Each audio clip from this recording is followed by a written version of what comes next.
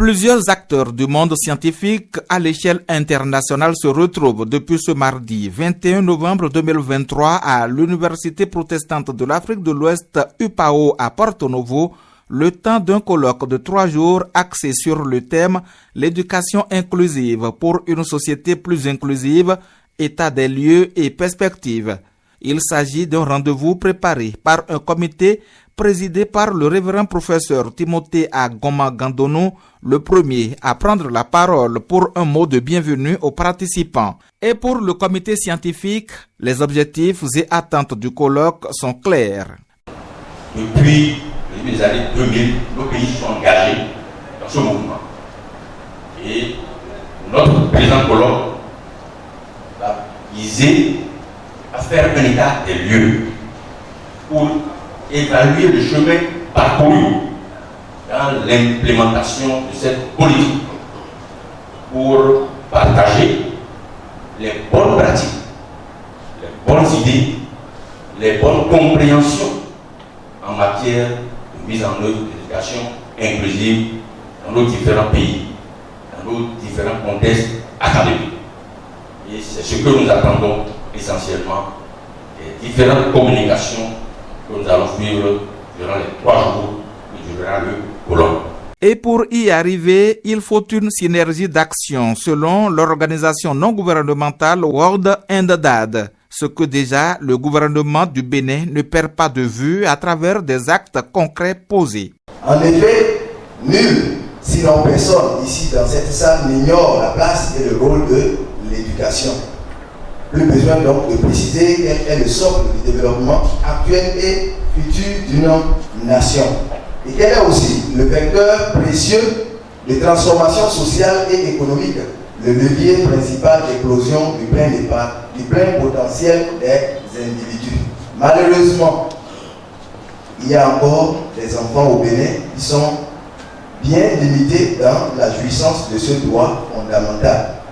C'est en cela qu'est bien noble ce tandem partenariat local pour l'éducation et le gouvernement du Bénin pour booster la mission éducation pour tous, tant désirée que chantée en refrain et avec quelques couplets de loi ou de politique.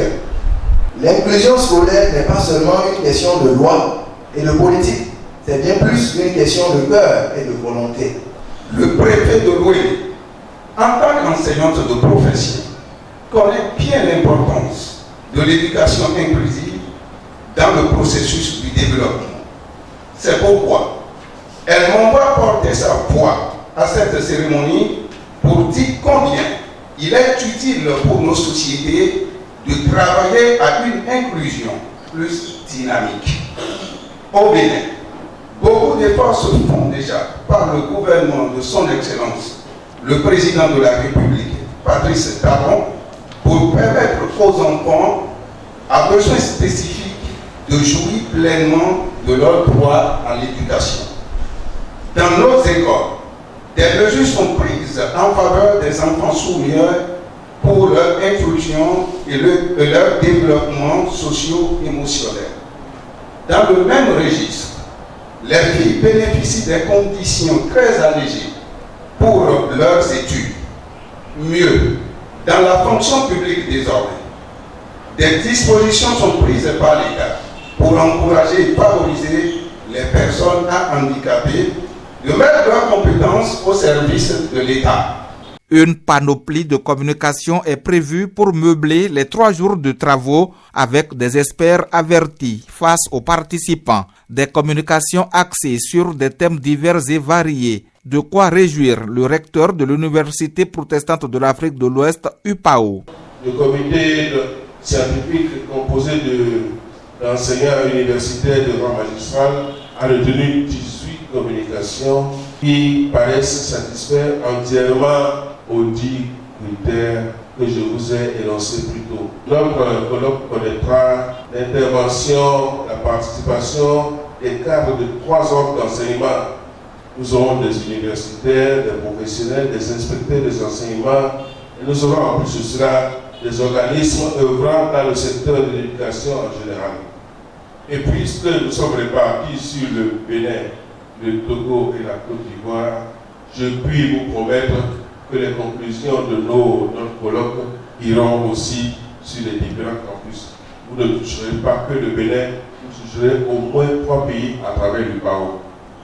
L'ouverture officielle des travaux a été faite par le représentant du ministre des Enseignements secondaires, techniques et de la formation professionnelle. Il ne doute pas de l'issue heureuse de ce colloque scientifique international de 3 jours. Je souhaite donc que le travail continue pour assurer une inclusion de l'éducation de façon pérenne, et c'est ce à quoi j'exhorte tous les acteurs de l'école.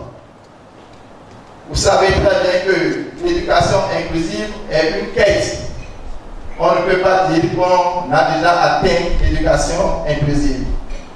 Donc nous devons tout le temps travailler pour que nous puissions atteindre ce noble objectif. C'est donc sur cette note d'exhortation que je déclare ouverte les présentes journées scientifiques internationales qui démarrent ce jour pour s'achever le 23 novembre prochain. Apport des crèches pour une prise en charge plus inclusive des enfants de 0 à 3 ans, l'éthique dans le champ de l'éducation inclusive, action didactique différenciée d'un enseignant selon le sexe des élèves en terminale au basketball à Porto Novo, Bénin, sont entre autres thématiques sur lesquelles réfléchissent les participants. Les travaux prennent fin jeudi prochain.